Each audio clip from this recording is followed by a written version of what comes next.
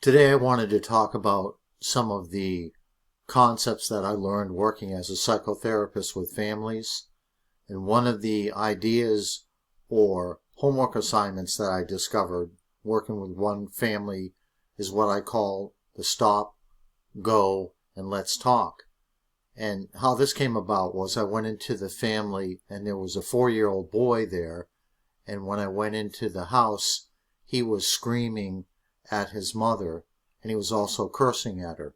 So I knew at this point that this was learned behavior, and he had learned it in the family system.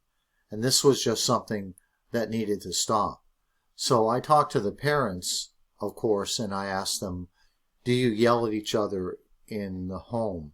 And they said, yes, we do that. We've had quite a few arguments. And I asked them if the children hear it, and they said yes. And I also asked them if they curse at each other, and they said, yes, we've done that. We've had a lot of stress and arguments. And they felt bad about it, but they admitted that they were doing that. So I said, there's some things that you're going to have to stop doing.